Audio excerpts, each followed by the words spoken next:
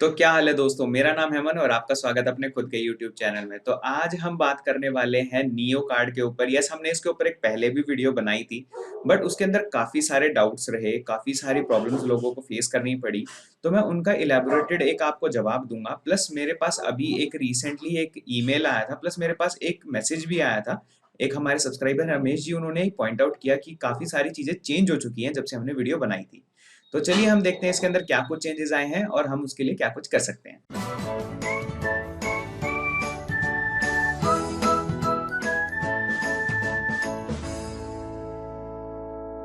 अगर आपने हमारी वो वीडियो नहीं देखी है तो मैं उसका लिंक अपने आई बटन में दे दूंगा, आप उसमें जाके देख सकते हैं। उसके ऊपर हमने क्या कुछ डिटेल्स बनाई थी।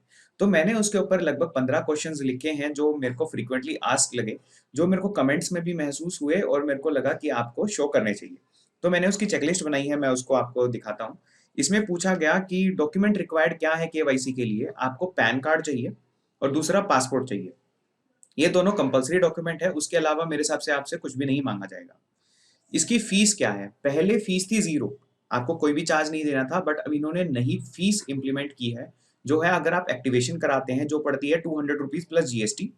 और एनुअल मेंटेनेंस चार्ज भी लगाया अब इन्होंने, पहले एनुअल मेंटेनेंस चार्ज भी नहीं था, तो वो भी है 200 प्लस जीएसटी। अब आप कहेंगे यार ये तो महंगा हो गया, मुझे नहीं लगता अभी भी कुछ महंगा है, क्योंकि ₹200 प्लस जीएसटी ₹236 पड़ता है आपका।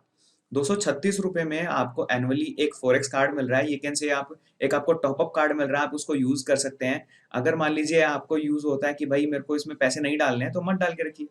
अंडरस्टैंड?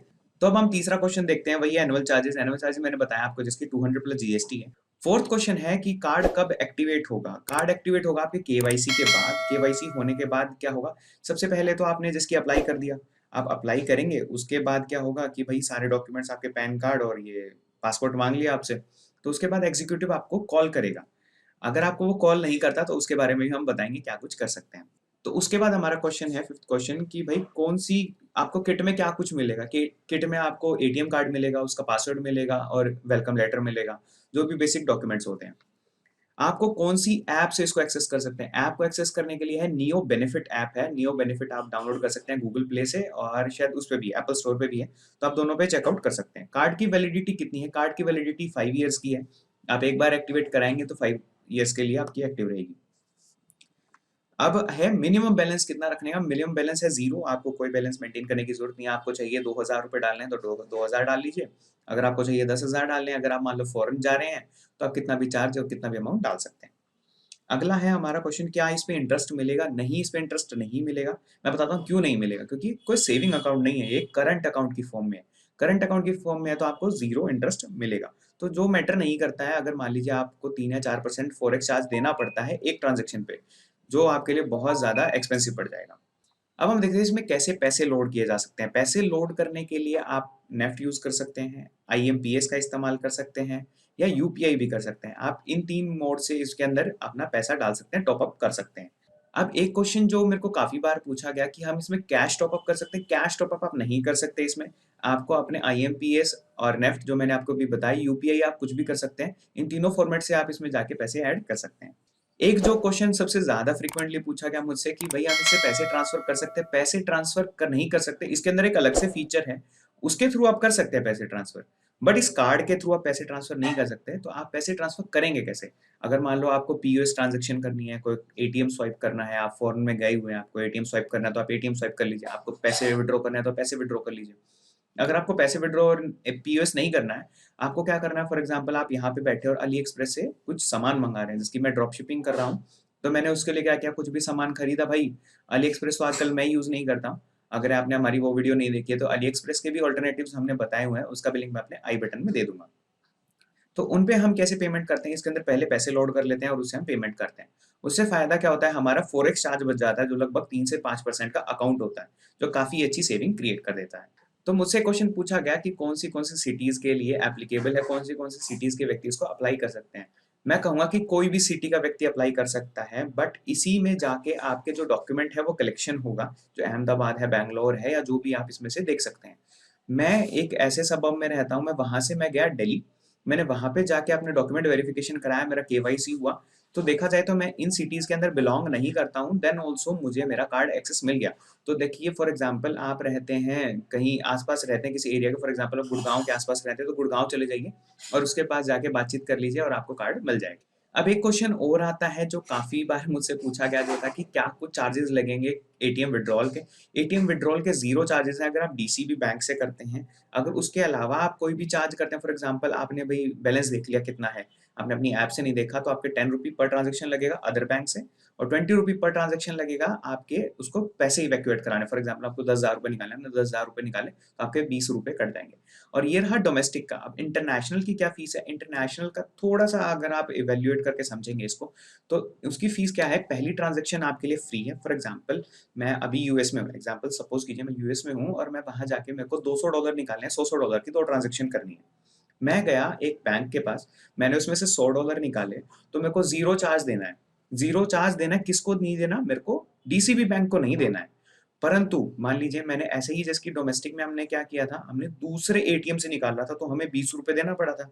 तो वो ₹20 कौन लेता है? वो डीसीबी नहीं लेता है, वो कौन लेता है? वो लेता है अदर बैंक। तो ऐसे ही वहाँ पे जो एटीएम होगा फॉर एग्ज़ाम्पल उसका डीसीबी के साथ टाई अप नहीं है, तो आपको देने पड़ेंगे उसके मार्कअप चार्जेज़। फॉर एग्ज़ाम्पल चाहे वो 1% हो, 10% हो, वो आपको पूछना पड़ेगा, वो आपको देखना पड़ेगा। और दूसरी चीज़ क्या है, अब मैंने पहले $100 निकाल लिए, डीसीबी ने तो ₹1 भी नहीं लिया। अब दूसरी बार जब मैं $100 निकालने गया, तो उन्होंने मुझसे लिए ₹100 प्लस जीएसटी। समझे आप? पहली ट्रांज़ैक्शन पे कोई भी पैसा नहीं लेगा डीसीबी, दूसरी ट्रांज़ैक्शन पे लेगा ₹100 प्लस जीएसटी मतलब लगभग ₹118 आपसे लेगा। बट जो भी आपका एटीएम चार्जेज़ होगा, जो भी आपका एटीएम वहाँ पे चार्ज कर रहा होगा पैसे इवैक्यूएट करने का, वो आपको लगेगा। वो आपको समझना पड़ेगा, वो चाहे 3% हो, 5% हो, वो आपको बात करनी पड़ेगी अपनी उस बैंक से। अदरवाइज़ आप क्या कर सकते हैं, एक बार यहाँ से जाने से पहले डीसीबी के सपोर्ट में जाके डाल सकते हैं कि कौन से बैंक एक्वायर्ड है, कौन से बैंक उनके साथ मिले। अब ये भी क्वेश्चन काफ़ी ज़्यादा था कि भई हम कैसे कॉन्टैक्ट करें, तो मैंने उनका एक फ़ोन नंबर उनसे माँगा है, ये है 1860258649 आप इस पे कॉन्टैक्ट कर सकते हैं, वो आपको काफ़ी ज़्यादा हेल्प कर देंगे। बट मैं सजेस्ट करूँगा कि आप इनको पहले ईमेल करें और ये एक्टिव रहते हैं मंडे टू फ्राइडे 10 बजे से लेकर 6 बजे तक। आप उसके बीच में इनको कॉल करेंगे या ईमेल करेंगे तो आपको प्रॉम्प्ट रिस्पॉन्स मिलेगा, अदरवाइज़ आपको 2-3 दिन वेट करना पड़ सकता है, जो मुझे नहीं लगता इतना ज़्यादा हसल होगा क्योंकि आपको अगर एकदम चाहिए, तो आप इस पे भी बात कर सकते हैं फ़ोन नंबर पे, तो आपको काफ़ी सारा डिटेल मिल जाएगा। अब हम देखते हैं हम अपने कार्ड के साथ क्या-क्या कर सकते हैं। अगर आप देख रहे हैं स्क्रीन पे, तो हम इसको ऑनलाइन ट्रांज़ैक्शन को लॉक कर सकते हैं, अनलॉक कर सकते हैं। फॉर एग्ज़ाम्पल मैंने किसी को अपने दोस्त को कार्ड दिया और उसको कहा कि भाई तुम जाके यूज़ कर लेना, कोई बात नहीं। वैसे किसी को देना नहीं चाहिए बट आपने दे दिया उसको और कहा कि भाई चल तुम है ना ऑनलाइन ट्रांज़ैक्शन कर लेना। तो आप और दोनों चीज़ें लॉक कर सकते हो, एटीएम विथड्रॉल करा ले वो या पीओएस करना हो उसको, वो सिर्फ़ ऑनलाइन ट्रांज़ैक्शन कर सकता है। अगर आपको मर्चेंट स्वाइप देना है तो उसको मर्चेंट स्वाइप एक्सेस दे सकते हैं, जिसको आप लॉक और अनलॉक कर सकते हैं अपनी ऐप से ही, जो कोई इतना बड़ा हसल नहीं होगा। अब हम कुछ लिमिट्स देख लेते हैं जो शायद पिछली वीडियो में क्लियर नहीं हुई थी क्योंकि मेरे से काफ़ी लोगों ने पूछा कि इसकी क्या कुछ लिमिट है, तो विजुअल रिप्रेजेंटेशन से हम देख सकते हैं। अगर मैं इसको थोड़ा ज़ूम इन करूँ, तो आपकी जो फंड ट्रांसफ़र की लिमिट है, फंड ट्रांसफ़र की लिमिट है आपकी 2 लाख रुपए पर ट्रांज़ैक्शन और डेली की लिमिट है 5 लाख रुपीज़। ये आपको अकाउंट फॉर करनी पड़ेगी, अगर आप चाहें तो इसका स्क्रीनशॉट ले सकते हैं, वरना आप इसको अपने पास सेव कर सकते हैं। दूसरी लिमिट है आपकी परचेज़ इंटरनेशनल, इंटरनेशनल में आपको परचेज़ करने की क्या लिमिट मिलती है? पर ट्रांज़ैक्शन आप 7.5 लाख रुपए तक की परचेज़ कर सकते हैं, डेली की लिमिट भी 7.5 की है, मंथली लिमिट है आपकी 10 लाख रुपीज़ की और एनुअल लिमिट है आपकी 25 लाख रुपीज़ की पर कार्ड। वही हम डोमेस्टिक में परचेज़ लिमिट देखें तो आपकी हो जाती है 2 लाख रुपए पर ट्रांज़ैक्शन, डेली भी आपकी 2 लाख रुपीज़ है, मंथली आपकी 10 लाख रुपीज़ है और एनुअली आपकी 25 लाख रुपीज़ है, जो कैपिंग रहेगी उसको हम ऊपर-नीचे नहीं कर सकते, ये इनकी प्री डिफाइंड कैपिंग है। अब एटीएम से आप इंटरनेशनल कितने पैसे इवैक्यूएट कर सकते हैं, वो है पर ट्रांज़ैक्शन लिमिट है आपकी, जो पर ट्रांज़ैक्शन लिमिट है वो है 1 लाख रुपए, डेली लिमिट भी 1 लाख है, मंथली 2 लाख है और ईयरली आप 5 लाख रुपीज़ इवैक्यूएट कर सकते हैं वाया कैश। अगर हम डोमेस्टिक मोड ऑफ पेमेंट की बात करें तो आप 50,000 रुपीज़ पर ट्रांज़ैक्शन निकाल सकते हैं, डेली लिमिट भी 50,000 है, मंथली लिमिट 1 लाख रुपए है और एनुअली लिमिट है आपकी 25 लाख रुपए। अब ये आ जाती है हमारी आखिरी लिमिट जिसमें हम क्या कर सकते हैं, कितना ज़्यादा उसमें पैसे टॉप अप कर सकते हैं। आप एक ट्रांज़ैक्शन से 10 लाख रुपए ट्रांसफर कर सकते हैं, डेली 10 लाख रुपए की लिमिट है, मंथली भी 10 लाख रुपए की लिमिट है और एनुअली आप 25 लाख रुपीज़ का टॉप अप कर सकते हैं इसके अंदर, इससे ज़्यादा आप पैसे नहीं डाल सकते हैं। अगर आपको हमारी वीडियो पसंद आई तो लाइक कीजिए, कमेंट करके सुझाव दीजिए हम आने वाली वीडियोज़ के लिए क्या कुछ ला सकते हैं। और अगर आपको हमारा ईमेल नहीं पता तो मैं ईमेल अपना डिस्क्रिप्शन में दे दूँगा, आप ईमेल कर सकते हैं, मुझसे कोई भी क्वेश्चन पूछ सकते हैं रिगार्डिंग ई-कॉमर्स और आप हमारे साथ बने रहना चाहते हैं तो सब्सक्राइब कीजिए और बेल आइकन को दबाइए। Thank you.